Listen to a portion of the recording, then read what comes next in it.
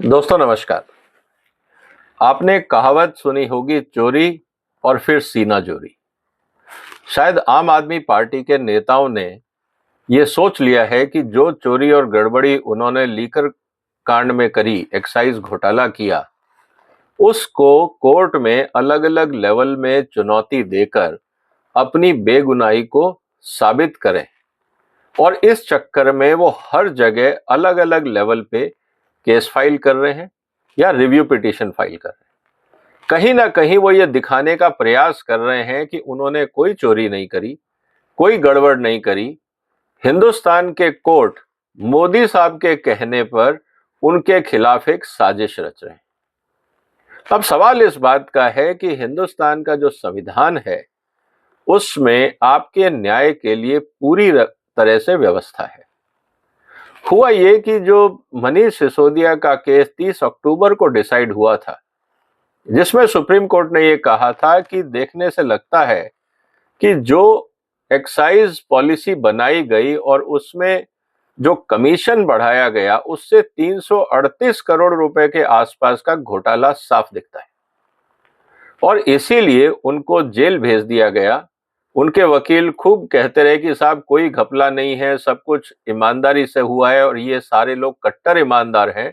Supreme Court ने कहा फिलहाल वो मुद्दा बाद का है, अभी आप जेल जाइए। उसके बाद लगातार अलग अलग लेवल पे प्रयास करते रहे कि किसी तरह से ये बेगुनाह साबित हो जाए और पब्लिकली हर लेवल पे इन्होंने ये लांछन लगाया कि ये फर्जी मुकदमा है और इनको बिना तथ्यों के आधार पे जेल भेज दिया गया। कहने का मतलब ये है कि हिंदुस्तान की अदालत ये देखने को ही तैयार नहीं है कि फैक्ट्स क्या हैं। हमारे जजेस को इतनी समझ नहीं है कि कट्टर ईमानदार कभी घपला कर नहीं सकते और इनको जेल भेज दिया। ये दुख की बात है कि हमारे जो नेता हैं, खासकर आम आदमी पार्टी के नेता, उनको ये लगता है कि देश की जनता को गुमराह करना राजनीति का मकसद है।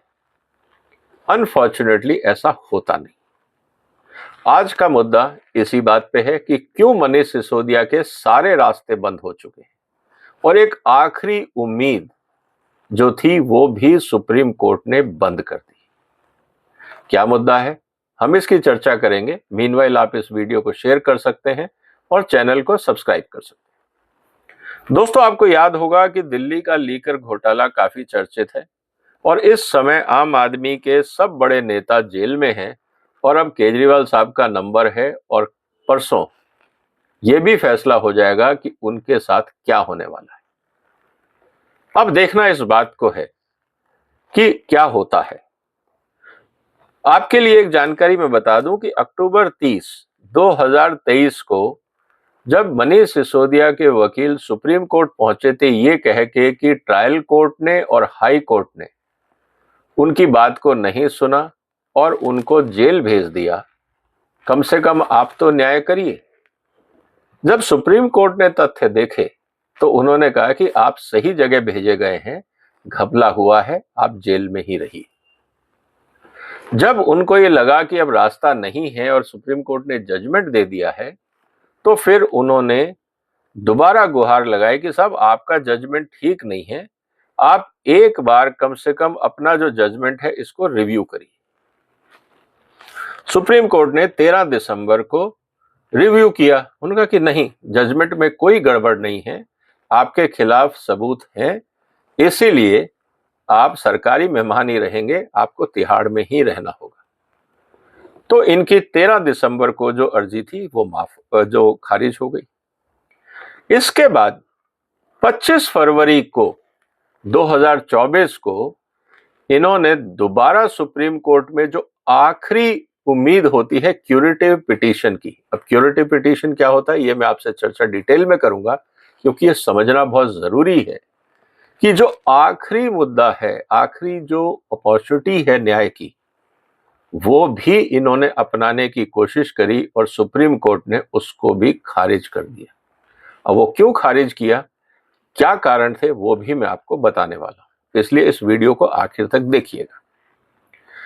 दोस्तों, हुआ क्या कि इस पूरे प्रोसेस में जब ये बार बार सुप्रीम कोर्ट जा रहे थे और अल्टीमेटली इनके पास एक ही अपॉर्चुनिटी थी कि ये सुप्रीम कोर्ट का जो निर्णय है उसको ही गलत साबित करना। आप समझिए जो मैं कहना चाह रहा हूं।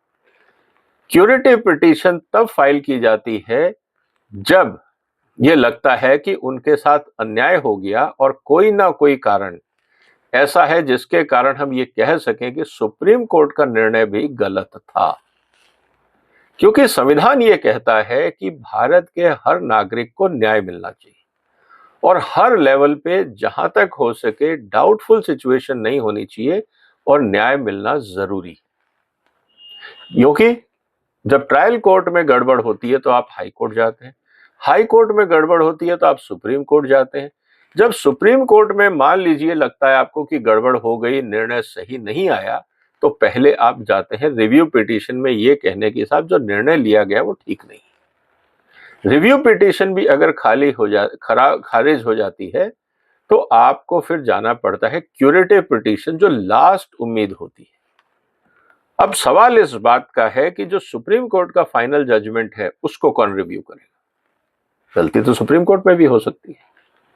तो दोस्तों, एक बड़ा इंटरेस्टिंग केस आया था 2002 में, एक डाइवोर्स केस था और उसमें सवाल ये उठा था कि is an aggrieved person entitled to relief against the final judgment and order of Supreme Court after dismissal of review petition, जो मनीष सिसोदिया के साथ हुआ। उनके खिलाफ जजमेंट आया, वो रिव्यू में गए, फिर वो रिजेक्ट हुआ। अब उन्होंने कहा अब हम क्या करें, क्योंकि अब तो जिंदगी भर जेल में रहना पड़ेगा। जब तक केजरीवाल साहब खुद आके ईडी के सामने पेशी नहीं देते, तथ्यों को क्लैरिफाई नहीं करते, इन्वेस्टिगेशन पूरा नहीं होता, तब तक तो सुप्रीम कोर्ट और जो भी कोर्ट्स में केसेस चल रहे हैं वो जजमेंट कैसे देंगे? इन्वेस्टिगेशन में केजरीवाल साहब तो कोऑपरेट कर नहीं रहे।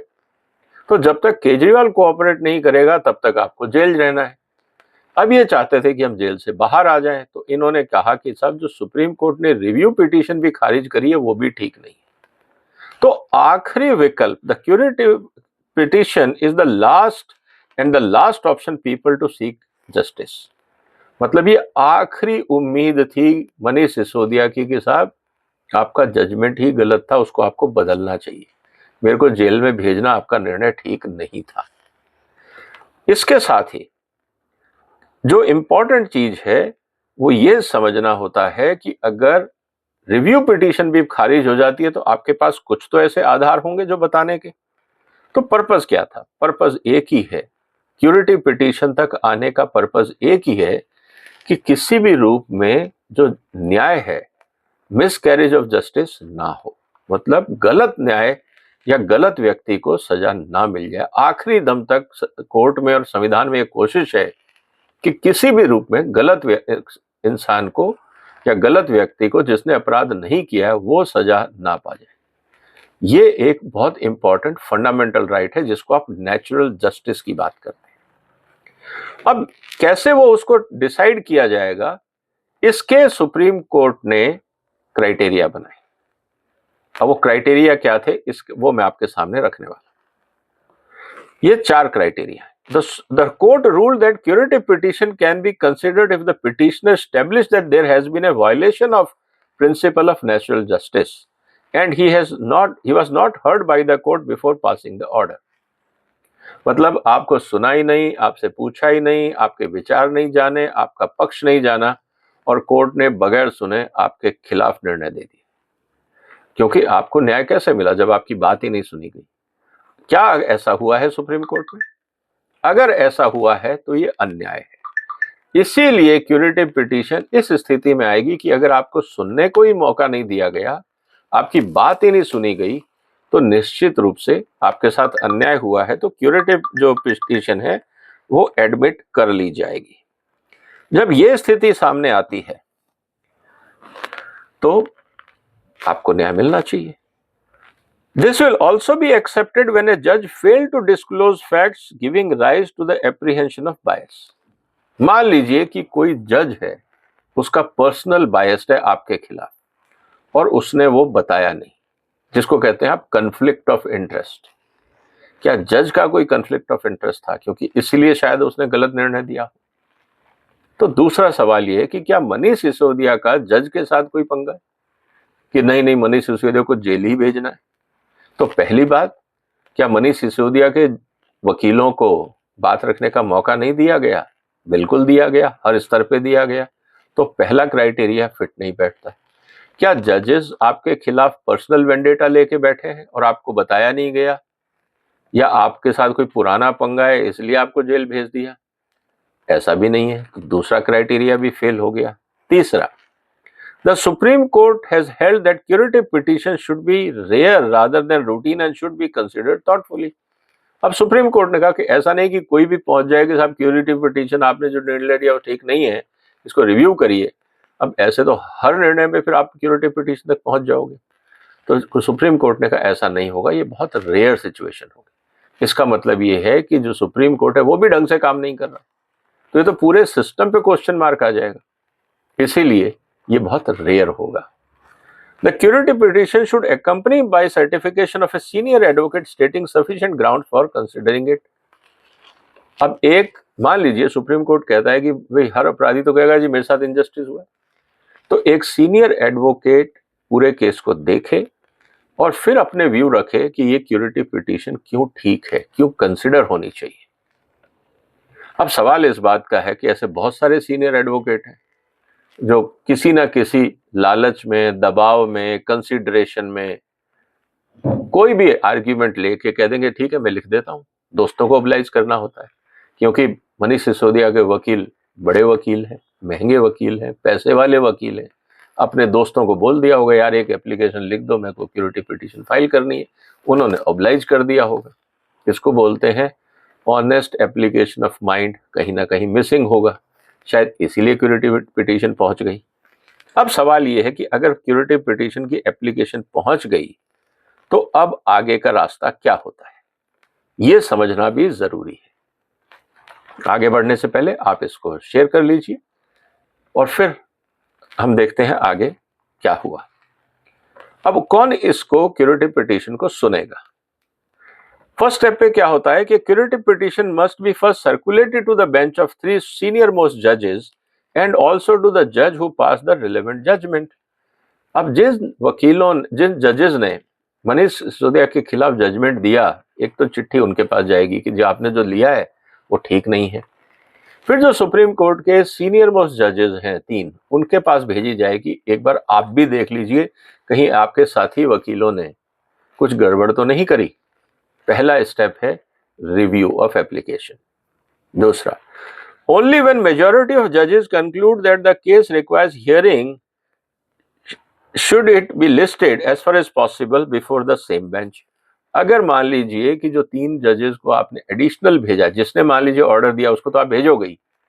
मैं उम्मीद ये करता हूं कि मान लीजिए वो जजेस अब बायस्ड हो गए कि मैं अपने डिसीजन को कैसे क्वेश्चन करूं, सपोज वो आपका साथ नहीं भी दे रहे, तो जो 3 सीनियर मोस्ट जजेस हैं उनके पास जब ये एप्लीकेशन जाएगी वो रिव्यू करेंगे, और अगर मेजॉरिटी जजमेंट होता है कि नहीं इसमें कोई दम है तब तो वो रिव्यू होगा। अगर लगेगा नहीं ये सब फालतू की एप्लीकेशन है तो उसको रिजेक्ट कर दिया जाएगा, केस वहीं रुक जाएगा, क्यूरेटिव पिटीशन आगे नहीं बढ़ेगी।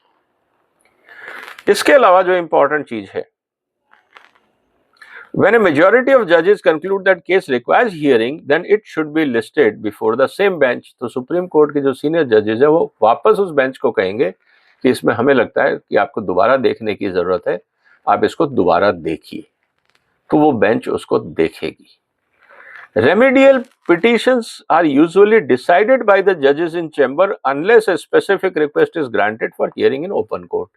अब क्योंकि क्यूरेटिव है, अब उसके लिए पूरा कोर्ट के अंदर टाइम वेस्ट करने से अच्छा है कि जब ये कह दिया 3 जजेस ने कि हाँ इसमें सुधार की जरूरत है, तो आप जाइए, जजेस साहब आपको चैम्बर में बुलाएंगे, आपकी बात सुनेंगे, अगर उनको लगता है आपके तथ्यों में दलील है तो रेक्टिफिकेशन होगा। हाँ, आप चाहें कि नहीं चैम्बर में नहीं, मैं चाहता हूं केजरीवाल स्टाइल में कि टीवी के सामने ही काम हो सारे, क्योंकि वो विधानसभा में टीवी के आगे राजा की कहानी सुनाते हैं, उनकी आदत है जनता को मिसलीड करना।